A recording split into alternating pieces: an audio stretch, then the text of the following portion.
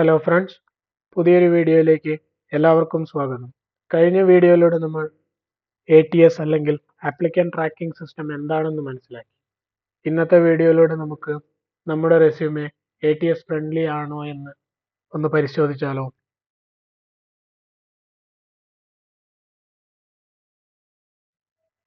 ATS എന്ന സോഫ്റ്റ്വെയറിന് നമ്മൾ ഹെഡറിലോ ഫൂട്ടറിലോ add ചെയ്യുന്ന ഡീറ്റെയിൽസ് റീഡ് ചെയ്യാനുള്ള കഴിവില്ല. അതുകൊണ്ട് തന്നെ ഹെഡറിലോ ഫൂട്ടറിലോ ഒരു ഡീറ്റെയിൽസും ആഡ് ചെയ്യേണ്ടതില്ല. അത് നമ്മുടെ കോണ്ടാക്ട് ഇൻഫർമേഷൻ ആണെങ്കിൽ പോലും.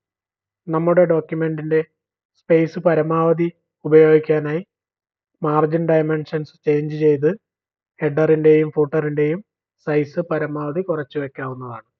അടുത്തതായി വളരെയധികം ശ്രദ്ധിക്കേണ്ട ഒരു കാര്യമാണ് നമ്മുടെ റെസ്യൂമെ എപ്പോഴും വളരെ സിമ്പിൾ ആയിട്ടിരിക്കാൻ. ചാർട്ടുകളോ ഇമേജസോ ഒന്നും തന്നെ ATSന് റീഡ് ചെയ്യാൻ സാധിക്കുന്നതല്ല. ഏറ്റവും സിമ്പിൾ ആയിട്ടുള്ള ഒരു ഫോർമാറ്റിംഗ് യൂസ് ചെയ്യുന്നതാണ് എപ്പോഴും നല്ലത്.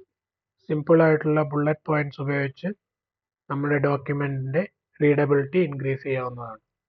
ഇനി വളരെയധികം ശ്രദ്ധിക്കേണ്ട ഒരു കാര്യമാണ് കീവേഡ്സ് ഇൻക്ലൂഡ് ചെയ്യുക എന്നുള്ളത്.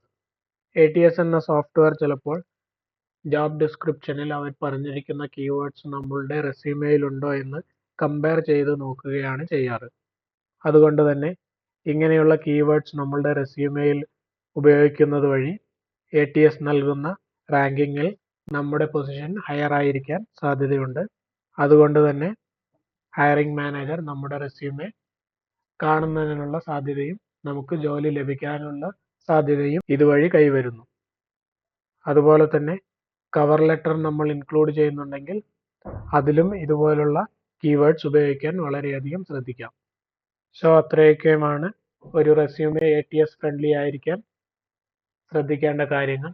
ഈ വീഡിയോ നിങ്ങൾക്ക് എല്ലാവർക്കും ഇഷ്ടമായി എന്ന് വിചാരിക്കുന്നു. തുടർന്നും ഇതുപോലുള്ള വീഡിയോസ് ലഭിക്കുന്നതിനായി ഈ ചാനൽ ലൈക്ക് ചെയ്യുക, ഷെയർ ചെയ്യുക, സബ്സ്ക്രൈബ് ചെയ്യുക. മറ്റൊരു വീഡിയോയുമായി വീണ്ടും കാണാം.